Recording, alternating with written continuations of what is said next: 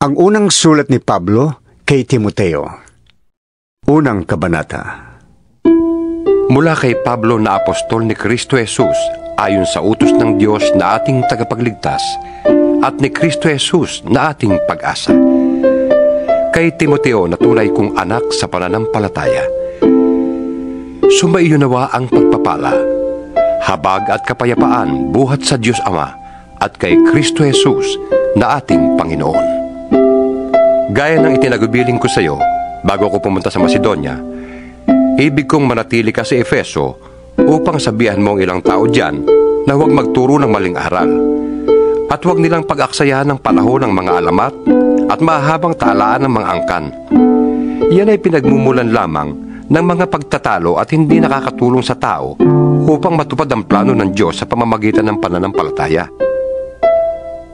Ang layunin ng tagubiling ito ay upang magkaroon kayo ng pag-ibig na nagmumula sa pusong dalisay, malinis na budhi at tapat na pananampalataya. May ilang tumalikod sa mga bagay na ito at nalulong sa walang kabuluhang pakikipagtalo.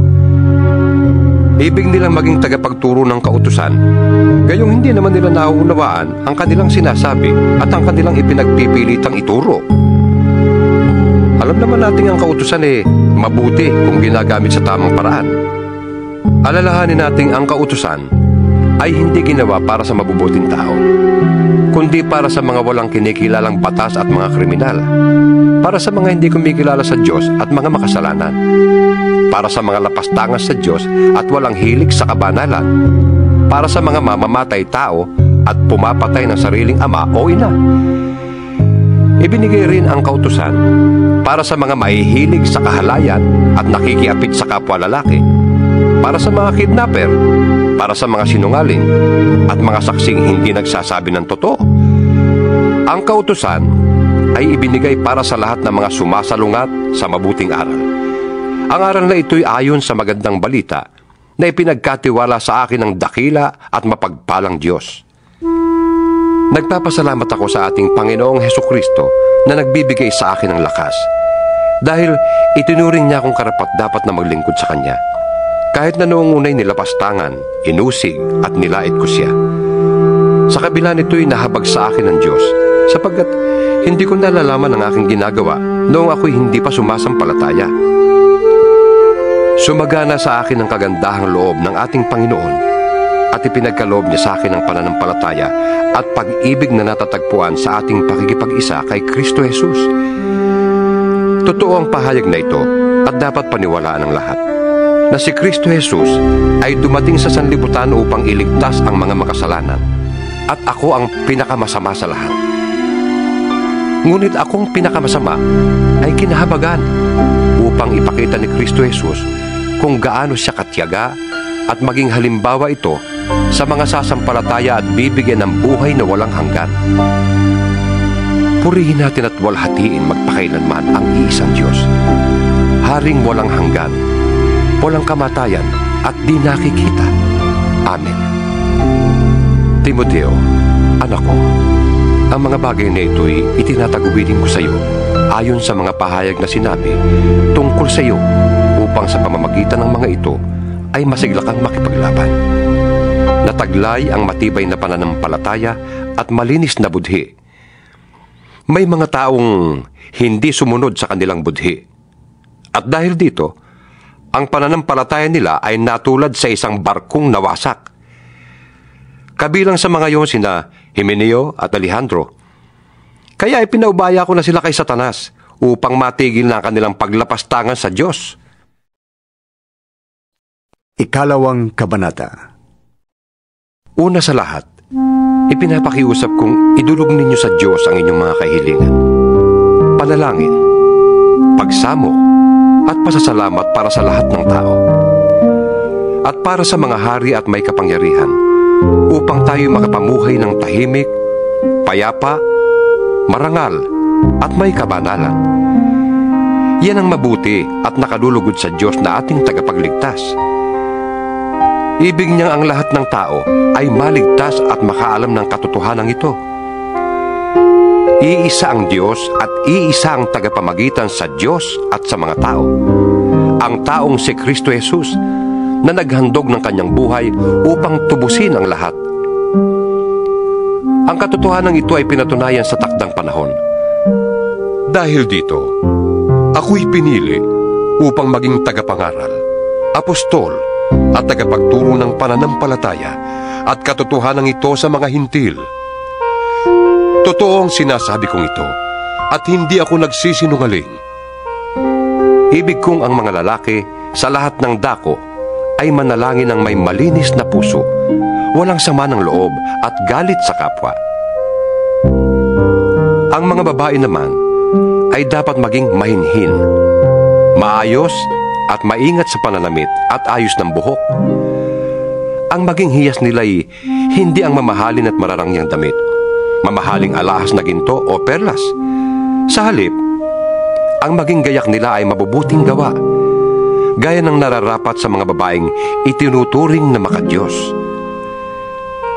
Ang babae ay kailangang tumahimik sa panahon ng pagpupulong ng iglesia at lubos na pasakop. Hindi ko sila pinapayagang magturo o mamuno sa lalaki, kundi dapat silang tumahimik, sapagkat si Adan ang unang nilalang bago si Eva. At hindi si Adan kundi si Eva ang nadaya at nagkasala. Ngunit maliligtas ang babae sa pagsisilang ng sanggol kung magpapatuloy siya sa pananampalataya, pag-ibig, kabanalan at maayos na pamumuhay. Ikatlong kabanata. Totoo ang pahayag na ito, na ang nagnanais na maging tagapangasiwa sa iglesia ay naghahangad ng mabuting gawain. Kaya nga, ang isang tagapangasiwa ay kailangang walang kapintasan. Isa lamang ang asawa, marunong magpigil sa sarili, maingat, kagalang-galang, bukas ang tahanan sa iba at may kakayahang magturo. Hindi siya lasenggo, hindi marahas, kundi mahinahon, hindi mahilig makipag-away at hindi maibigin sa salapi. Dapat mahusay siyang mamahala sa sariling pamilya, iginagalang at sinusunod ng kanyang mga anak. Sapagkat paano siya makapangangasiwa ng maayos sa iglesia ng Diyos kung hindi niya maiayos ang sarili niyang pamilya? Kailangang siya matagal ng mananampalataya, sapagkat kung hindi, baka siya maging palalo at mapahamak na gaya ng dyablo. Bukod dito, kailangang siya may mabuting patotoo sa paningin ng mga hindi sumasampalataya upang di siya mapintasan at hindi mahulog sa bitag ng dyablo. Ang mga tagapaglingkod naman ay dapat ding maging kagalang-galang, tapat mangusap, hindi lasenggo at hindi sakim sa salapi. Kailangan sila'y tapat sa pananampalataya na ating ipinapahayag at may malinis na budhi. Kailangang subukin muna sila. At kung mapatunayan sila'y karapat-dapat, ay saka sila gawing tagapaglingkod. Gayon din naman, ang mga babaeng tagapaglingkod ay dapat na maging kagalang-galang, hindi tsismosa, mapagtimpi, at matapat sa lahat ng mga bagay. Ang mga tagapaglingkod sa iglesia ay dapat isa lamang ang asawa at maayos mga siwa sa kanyang mga anak at sambahayan. Ang mga tagapaglingkod na tapat sa tungkulin ay iginagalang ng mga tao at buong tiwalang makapagpapahayag tungkol sa pananampalataya kay Kristo Jesus. Umaasa akong magkikita tayo sa lalong madaling panahon. Ngunit isinulat ko ang mga ito upang kung hindi ako makarating agad, ay malaman mo kung ano dapat na maging ugali ng mga taong kabilang sa sambahayan ng buhay na Diyos sa iglesia na haligi at saligan ng katotohanan. Hindi maikakaila na napakadakila ng hiwaga ng ating relihiyon. Siya'y nahayag ng maging tao, pinatunayang matuwid ng Espiritu, at nakita ng mga anghel, ipinangaral sa sanlibutan, pinaniwalaan ng lahat at itinaas sa kalangitan. Ika-4 na kabanata. Maliwanag ang sinasabi ng Espiritu na sa mga huling araw ay iiwan ng ilan ang pananampalataya. Susunod sila sa mga mapanlinlang na espiritu at sa mga turo ng mga demonyo.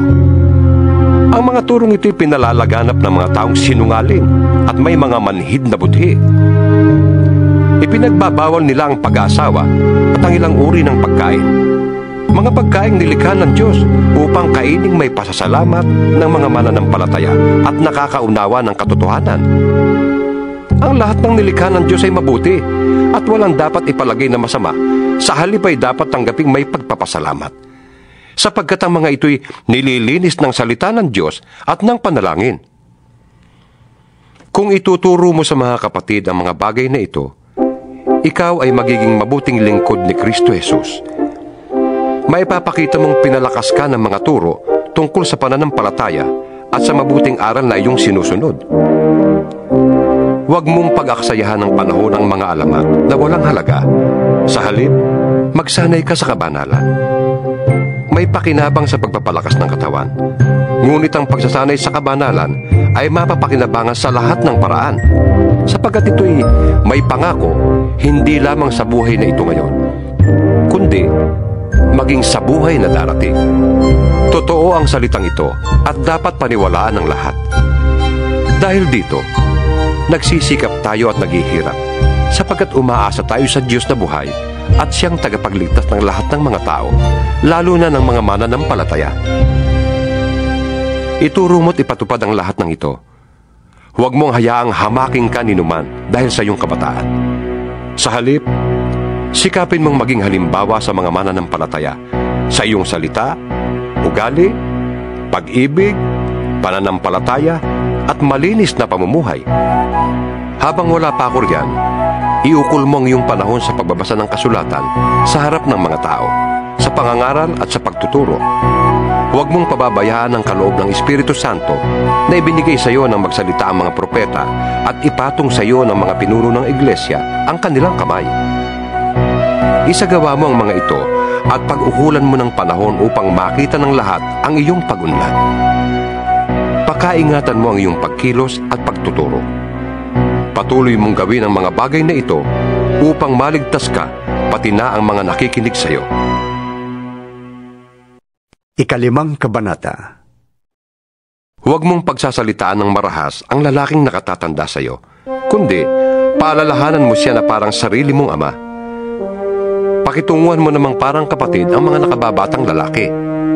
Ituring mong parang sariling ina ang matatandang babae, at pakitunguhan mo ng buong kalinisan ang mga kabataang babae na parang mga kapatid. Igalang mo ang mga biyudang walang ikabubuhay. Subalit, kung ang isang biyuda ay may mga anak o apo, sila ang unang dapat kumalinga sa kanya bilang pagtanaw ng utang na loob, sapagkat ito'y nakalulugod sa Diyos. Ang tunay na biyuda ay iyong nag-iisa na sa buhay, at tanging sa Diyos lamang umaasa, kaya't patuloy siyang nananalangin sa araw at gabi. Samantala, ang biyudang nabubuhay sa kalayawan ay maituturing ng patay. Ipatupad mo sa kanila ang utos na ito upang walang maisumbat sa kanila ang sinuman. Ang sinumang hindi kumakalinga sa kanyang mga kamag-anak, lalo na sa mga kabilang sa kanyang pamilya, ay tumatalikod sa pananampalataya at mas masama pa sa isang di mananampalataya. Ang biyudang dapat isama sa listahan ng tutulungan ay iyong di bababa sa 60 taong gulang. Minsan lamang nag-asawa, kilala sa paggawa ng kabutihan, nagpalaki ng maayos sa kanyang mga anak, magiliw tumanggap sa nakikituloy sa kanyang tahanan, naglingkod ng may kababaang loob sa mga kapatid sa Panginoon, tumulong sa mga nangangailangan at inialay ang sarili sa paggawa ng mabuti. Huwag mong isasama sa listahan ng mga biyuda ang mga bata pa, sapagkat kapag nag-aalabag kanilang pagnanasa, mapapalayo sila kay Kristo at mag-aasawang muli. Sa gayon, nagkakasala sila dahil sa hindi pagtupad sa una nilang pangako kay Kristo. Sila'y nagiging tamad at nag-aaksaya ng panahon sa pangangapit bahay, at sila'y nagiging tsismosa, mahiling makialam sa buhay ng may buhay at madaldal. Kaya't para sa akin, mabuti pang sila'y mag-asawang muli, magkaanak at mag-asikaso ng tahanan, upang ang ating kaaway ay hindi magkaroon ng pagkakataong mapintasan tayo, sapagkat may ilan ang biyudang nailigaw ni Satanas. Kailangang alagaan ng babaeng mananampalataya ang mga kamag-anak nilang biyuda, nang hindi sila maging pabigat sa iglesia. Sa gayon, ang aalagaan ng iglesia ay yun lamang mga biyudang walang ibang inaasahan. Ang mga pinunong mahusay mamahala ay karapat-dapat tumanggap ng dobling paggalang, lalo na ang mga masigasig sa pangangaral at pagtuturo ng salita ng Diyos. Sapagkat sinasabi ng kasulatan, huwag mong tatalian ang bibig ng baka habang ginagamit sa pag-iik. Nasusulat din, ang manggagawa ay karapat-dapat bayaran. Huwag mong tatanggapin ang anumang paratang laban sa isang pinuno ng iglesia kung walang patotoo ng 2 o 3 saksi. Pagsabihan mo sa harap ng lahat ang sino mang ayaw tumigil sa paggawa ng masama para matakot ang iba. Sa harap ng Diyos at ni Kristo Jesus at ng kanyang mga banal na mga anghel, iniuutos kong sundin mo ang mga bagay na ito nang walang kinikilingan o itinatangi. Huwag mong ipapatong agad ang iyong kamay sa sino man upang bigyan ito ng kapangyarihang mamahala. Ingatan mong huwag kang masangkot sa kasalanan ng iba. Manatili kang walang dungis. Huwag tubig lamang ang iyong iinumin. Uminom ka rin ng kaunting alak para sa iyong sigmura at dahil sa iyong madalas na pagkakasakit. May mga taong lantad na ang kasalanan bago pa humarap sa hukuman. At meron din namang ang kasalanan ay huli na kung mahayag. Gayon din naman, may mabubuting gawa na madaling mapansin. Ngunit kung hindi man mapansin agad, ito'y hindi malilihim habang panahon. Ika-6 na kabanata. Ang mga alipin ay dapat magpakita ng buong paggalang sa kanilang mga amo para walang masabi laban sa pangalan ng Diyos at sa ating mga aral. At kung ang kanila namang amo ay kapwa nila Kristiyano, hindi sila dapat magkulang ng paggalang sa mga ito sa dahilang sila'y magkapatid sa pananampalataya. Dapat pa nga nilang pagbutihin ang kanilang paglilingkod sapagkat ang pinaglilingkuran nila ay kaisa sa pananampalataya at pag-ibig. Ituro mo't ipatupad ang mga bagay na ito. Kung nagtuturo ang sino man ng ibang turo at di sang-ayon sa mga tunay na salita ng Panginoong Hesukristo at sa mga aral tungkol sa kabanalan, siya ay nagyayabang, ngunit walang nalalaman. Sakit na niyang manuligsa at makipagtalo tungkol sa mga salita. Bagay na humahantong sa inggitan, alitan, kutsaan at pagbibintang. Mahilig din siya makipagtalo sa mga taong liko ang pag-iisip at di kumikilala sa katotohanan. Akala ng mga ganitong tao ay paraan ng pagpapayaman ng relihiyon. Kung sa bagay, malaki nga ang mapapakinabang sa relihiyon kung ang tao ay marunong masiyahan.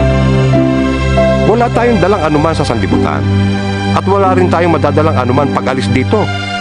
Kaya, dapat na tayong masiyahan kung tayo'y may kinakain at may isinusuot. Ang mga nagnanasang yumaman ay nahuhulog sa tukso at nasisilo sa bitag ng masasamang hangaring magtutulak sa kanila sa kamatayan at kapahamakan. Sapagkat ang pag-ibig sa salapi ay ugat ng lahat ng kasamaan. Dahil sa paghahangad na yumaman, may mga taong nalalayo sa pananampalataya at nasa sadlak sa maraming kapighatian. Ngunit ikaw na lingkod ng Diyos, umiwas ka sa mga bagay na ito. Sikapin mong mamuhay ng matuwid, may kabanalan, pananampalataya, pag-ibig, pagtitiis at kahinahunan. Ipaglaban mo ng puspusan ng pananampalataya. Manangang kang mabuti sa buhay na walang hanggan dahil diyang katinawag ng Diyos nang ipahayag mo sa harap ng maraming saksi ang iyong pananalig kay Kristo. Hindi uutos ko sa iyo sa ngalan ng Diyos na nagbibigay buhay sa lahat at sa harap ni Kristo Jesus na nagbigay ng mabuting patotoo kay Poncio Pilato. Sundin mong mabuti ng may katapatan ang mga iniutos sa iyo hanggang sa pagbabalik ng Panginoong Hesukristo. Siya'y darating sa panahong itinakda ng mapagpala at makapangyarihang Diyos, Hari ng mga hari at Panginoon ng mga Panginoon. Siya lamang ang walang kamatayan at nananatili sa liwanag na di matitigan. Walang taong nakakita o makakakita sa Kanya. Sa Kanya ang karangalan at kapangyarihang walang hanggan. Amen. Ituro mo sa mayayaman na huwag silang magmamataas at huwag silang umasa sa kayamanang lumilipas, kundi sa Diyos na masaganang nagbibigay ng lahat ng ating kailangan upang tayo'y masiyahan. Turuan mo silang gumawa ng mabuti at magpakayaman sa mabuting gawa. Maging bukas palad at matulungin sa kapwa. Sa gayon, makakapag-impok sila para sa matatag na hinaharap at makakamtan nila ang tunay na buhay. Timoteo, pakaingatan mo ang ipinagkatiwala sa iyo. Iwasan mo ang mga usapang walang kabuluhan at ang likong pangangatwiran. Dahil sa kanilang pagmamarunong, may mga taong nalihis sa pananampalataya. Pagpalain nawa kayo ng Diyos